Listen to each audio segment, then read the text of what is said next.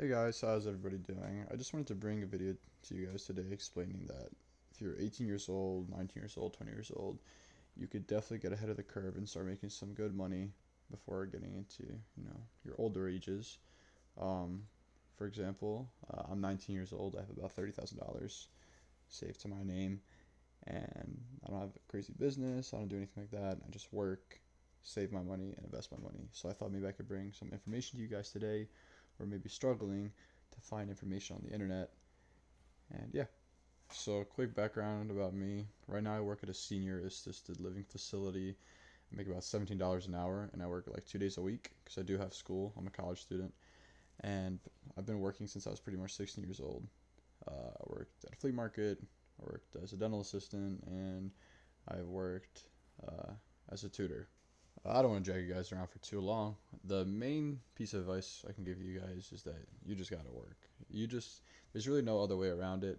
Um, if you really look at the grand scheme of things and look at the people who are around you, nobody actually really likes working, and nobody really wants to go and do anything that requires any sort of difficulty. So the first step and the easiest step, in my opinion, is just to get up and do something. Because although you might not be making a lot of money, like when I was a tutor, that was my first job. I was only making $10 an hour before tax, which is insane. But that wasn't really that important to me at the time. I just wanted to get skills. So, I got the job and I was really just sitting and talking to people, talking to my boss and talking to families that would come in and out. And it was really more about the skills that I was learning at that age, not really the money. Now, fast forward a couple of years in the future, I work as a server now, but I'm getting paid $18 an hour to basically communicate with people all day. And the skills that I was able to learn from those jobs, like I mentioned, like being a tutor and working at a flea market, I can use in my job now. And especially in serving and a lot of customer service jobs where, you're communicating with people and you're kind of receiving a commission for what you do. Not even sales, but like serving at a restaurant. If you can talk to people good and you can communicate a message like clearly and effectively, people want to tip you. That's what people like in life. They like communication. They like things being told to them in an easy way. So, two things: get up and work, and try to learn skills. I know it's important to pay the bills and everything like that, but if you're like a young teenager, 16, 17 years old, you probably don't have many bills unless your situation is like very unlucky and you just had it really hard from the beginning. But most people really don't have it that hard. The parents are with them, they are paying bills. And if you got to pay bills, you got to work, right? But I'm talking about the people that are watching this video right now and don't have a job. Get up, do something with your time, because you're just going to sit home anyways. So you might as well just go make some money while you're at it and develop some skills. So when you do get a better job in the future, employers will look at you and be like, wow, this person is very smart for their age. This person has very good communication skills for their age. And it puts you in a better position to get certain roles, right? Sometimes it's not about the experience that you have. I'm talking about in like these bigger corporate jobs, right? People like they enjoy being around people that they like, right? So if you're a funny person, you're not socially awkward, and you can communicate a message effectively, you will get hired, right?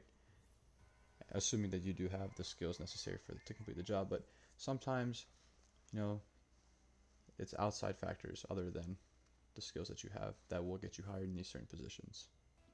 Relating it back to what I was saying earlier, that if you're like 16, 17 years old, you don't really have that many bills. I'm talking about like rent and car payment.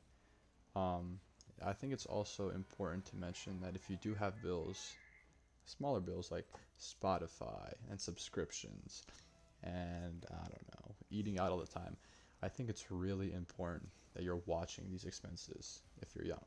If you're making money and you can pay for everything, that's great. But if you're young and you have all these subscriptions and maybe you're not the one directly paying for it, I think it's good to take a step back and evaluate your situation to see if you really do need everything, right?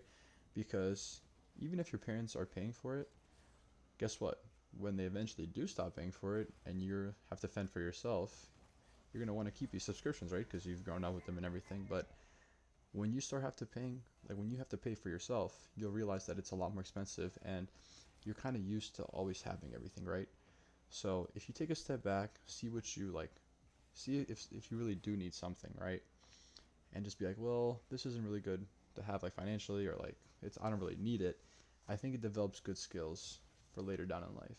So you can say no to things, because people do have a problem with that, saying no to things. You know, they're always people pleasers, or they're always lying to themselves, saying that they need to have something, when in reality, you really don't need many things, right?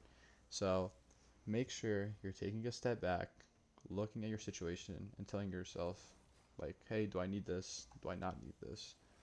And yeah, I want to end it off on this note on the video. I mentioned it earlier in the video as well, but there really is no competition.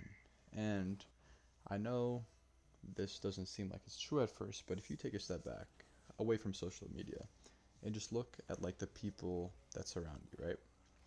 And maybe your friends, right? Nobody really does want it that bad, right? People like being comfortable. They don't really like being in challenging situations, you know. But that's the people that you're going against, right? So all it really takes is just do the basics, right? Master the basics. That's with everything in life. Wake up early, train your body, right? Get strong, both mentally and physically, and just work. I'm telling you, if you guys do these things, if you guys some like out of all the time in your day, if you do these three things, eat good, train good, and work hard, you will get so much farther than about 99% of the population. Because a lot of people don't want to do that stuff, right? People want to lay down, they want to watch TikTok all day, they want to eat whatever. But in life, you know, you actually have to do hard things. You can't just sit down all day and be a bum. So I think the best thing you can do is just challenge yourself every day, right? Maybe, you know, maybe you can't work out, or maybe you're injured, you're born with something, then, you know, find something else to challenge yourself in life with. Because if you just live a life where you're always taking it easy, it's going to become boring very fast. And you're going to look back at yourself in years and be like, wow, I wasted so much of my childhood and my younger years where I could have worked and built a foundation for myself. And you're going to regret it. So, yeah, train hard, work hard, push yourself every day. And before you know it, you're going to be so much farther than everybody else. Have a nice one, guys. Take care.